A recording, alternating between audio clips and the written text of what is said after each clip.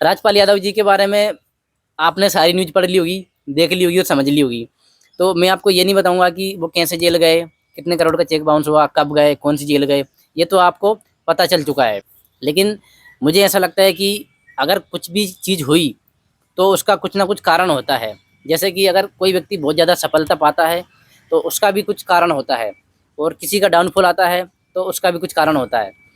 तो मुझे ऐसा लगता है कि मुझे राजपाल यादव जी के पूरे घटनाक्रम से, पूरी इंसिडेंट से कुछ बातें सीखना चाहिए, जो मेरे जीवन में इम्प्लीमेंट करना चाहिए।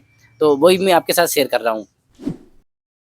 सबसे पहली बात ये है कि फाइनेंशियली लिटरेसी, हमें पैसा कमाना तो आना ही चाहिए, लेकिन सबसे ज़्यादा ज़रूरी है पैसे को बचाना आना चाहिए। क्योंकि ऐसा ना हो कि हम खर्च कर रहे हैं ₹10 और कमा रहे हैं ₹8, तो ₹2 के तो हम कर्ज में ही जाएँगे।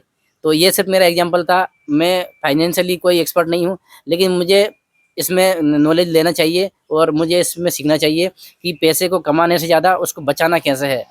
कौन सी जगह इन्वेस्ट करना चाहिए, कहाँ से हमें अच्छा प्रॉफ़िट मिल सकता है और जो हमें जीवन में बैलेंसिंग बना के रखेगा।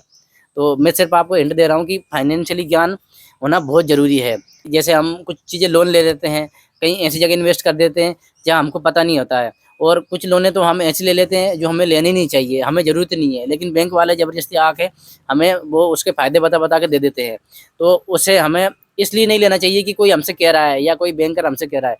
हमें इसलिए लेना चाहिए कि उसकी हमें समझ है और एक्चुअल में उसकी ज़रूरत क्या है हमें। क्योंकि राजपाल यादव जी के पास अगर वो चीज़ें मैनेज बैलेंस में होती, मैं ये नहीं कह रहा कि उनको फाइनेंशियली नॉलेज नहीं है, लेकिन अगर वो चीज़ बैलेंस में होती, तो शायद ये चीज़ें आज हमें देखने को नहीं मिलती। कुछ चीज़ें हैं जो हमें फाइनेंशियली नॉलेज हासिल करने से ही पता लगेगी, जो कि हमें किताबें पढ़ना चाहिए, एक्सपर्ट से राय लेना चाहिए, तभी हम पैसों का बैलेंस कर सकते हैं। दूसरा ये है कि अगर हम कोई फैसला लेते हैं, तो उसमें हमें जल्दबाज़ी नहीं करना चाहिए, या यूँ कहें कि भावनाओं में आके उसको नहीं लेना चाहिए। एक उसकी प्रॉपर समझ विकसित करके, उसका पूरा ज्ञान लेके ही हमें फैसले लेना चाहिए।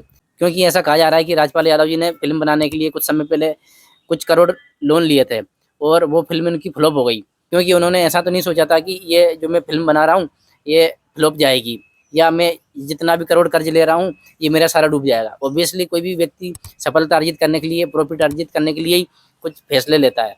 तो मैं यहाँ कहूँगा कि राजपाल यादव जी ने जो फैसला लिया, वो शायद कहीं न कहीं गलत साबित हुआ, और यहीं से हमें सबसे बड़ी सीख मिलती है कि हम जब जीवन में फैसले लेते हैं, तो वो फैसलों को हम नेगेटिव और पॉजिटिव दोनों चीज़ों को ध्यान में रख के ही लेना चाहिए। और इकोनॉमिक्स में ऐसा कहा जाता है कि जो पैसा आने वाला होता है, उसको भी कभी भी काउंट नहीं करना चाहिए। तो हमें हमारे फैसलों में उन चीज़ों को काउंट नहीं करना चाहिए, जो आने वाली है या जो फाइनेंस आने वाला है।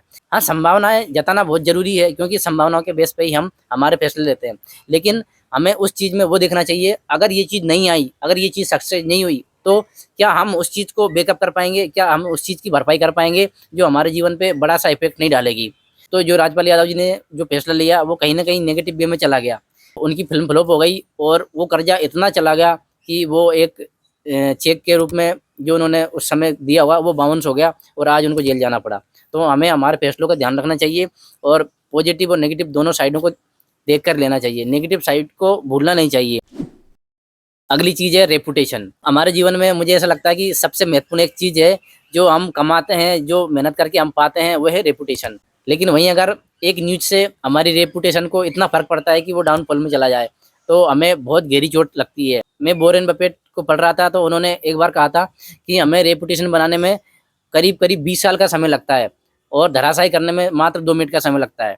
और वही राजपाल यादव जी के साथ हुआ। उन्होंने हमें बहुत अच्छी-अच्छी फ़िल्में दी, कॉमेडी फ़िल्में दी, हमें हँसाया और हमारे दिल में जगह बनाई। लेकिन वही एक छोटी-सी न्यूज़ से उनकी पूरी रेपुटेशन को धक्का लगा। ऑब्वियसली बात है कि उनको बहुत गहरी चोट लगी होगी, क्योंकि इतने सालों से, इतने दिनों से उन्होंने जो मेहनत करी थी, जो रेपुटेशन को एक आयाम दिया था, एक छोटी-सी न्यूज़ ने उनकी सारी रेपुटेशन को नीचे ला दिया। और अगली चीज़ जो है, हमें कानून को कभी भी नहीं भूलना चाहिए, क्योंकि हमारा देश का कानून सबके लिए समान है। कोई भी पॉलिटिशियन हो, कोई भी सेलिब्रिटी हो, या कोई मज़दूर हो, कोई गरीब हो, इन सबके लिए समान कानून बना है। कभी भी ये कानून किसी के लिए भेदभाव नहीं करता है। तो हमें हमेशा कानून को ध्यान में रख के ही फैसले लेना लेना चाहिए और कानून के दायरे को कभी भी तोड़ना नहीं चाहिए।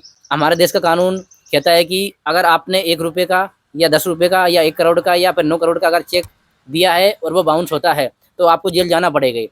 तो यही राजपाल यादव जी के साथ हुआ है। अगर कानून किसी के लिए भेदभाव करता, तो क्या इतनी बड़ी सेलिब्रिटी राजपाल यादव जी जैसी जेल जाती? कभी नहीं जाती। तो हमें कानून का हमेशा पालन करना चाहिए, कानून का दायरा तोड़ना नहीं चाहिए। अब अगली चीज़ जो है, जो हमें हमारे जीवन के लिए सीखना ज़रूरी है कि गिरना कभी भी अंत नहीं है। अब राजपाल यादव जी जेल चले गए, सारी चीज़ें उनके साथ हुई, चेक बाउंस हो गया, सब कुछ हो गया। लेकिन क्या ये स्थिति ऐसी बनी रहेगी? कभी नहीं। अब देखना आप कुछ दिन बाद वापस से राजपाल यादव जी कमबैक करेंगे, सारी चीज़ों को बैलेंस कर लेंगे, सारी चीज़ों को वापस से सॉर्ट आउट कर लेंगे और अपने जीवन में वापस से एक लेवल पे आ जाएँगे। तो मेरा ऐसा मानना है कि गिरना कभी भी अंत नहीं है। अगर कोई व्यक्ति नीचे गिर गया, तो ये महत्वपूर्ण नहीं है कि वो कैसे गिरा। सबसे ज़्यादा महत्वपूर्ण ये है कि क्या वो गिरकर वापस से खड़ा हुआ?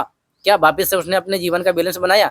वापस से वो अपने जीवन में ग्रोथ कर रहा है? हमें अपने आप को इतना तैयार करना चाहिए कि मैं अगर गिर भी जाऊँ, तो मैं वापस से खड़ा हो सकता हूँ, वापस से चल सकता हूँ, वापस से एक रिदम में आ सकता हूँ। राजपाल यादव जी वापस से कमबैक करेंगे और मैं ईश्वर से प्रार्थना करूँगा कि वो जल्द से जल्द वापस से कमबैक करें और हमें हँसाएँ और वापस से उनकी एक जर्नी जो हमें शेयर करें और हमें मोटिवेट करें।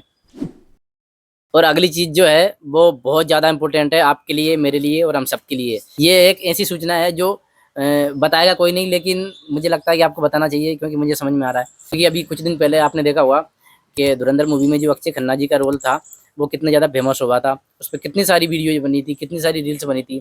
तो ये क्या है? ये सूचना ही तो है जो आपको शेयर करी जा रही है। एक ट्रेंड को उसको उठाकर आपको पेश किया जा रहा है और उससे खुद पैसे कमा रहे हैं।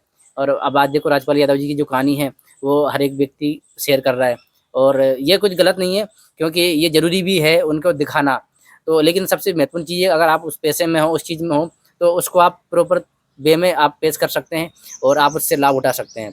तो बस ये कुछ बातें थी जो मुझे लगा कि आपके साथ शेयर करना चाहिए क्योंकि मैं खुद इसको सीखूँगा, मैं फाइनेंशियली लिटरेसी लूँगा और मैं सारी चीज़ों को जो मैंने आपसे बोला है वो सबको मैं अप्लाई करूँगा और मैं धीरे-धीरे उसको प्रोग्रेस करूँगा, ठीक है? तो ये मुझे आपके साथ शेयर करना थी। अगर वीडियो इन्फॉर्मेटिव लगी हो, आपको अच्छा लगा हो तो आप लाइक कर सकते हैं, कमेंट कर सकते हैं और अगर आपको लगता है किसी को शेयर करना चाहिए तो आप कर सकते हैं और मुझसे आप जुड़ना चाहते हैं तो चैनल को सब्सक्राइब कर सकते हैं। तो ठीक है, बस ये बातें थी। हाँ, थैंक यू।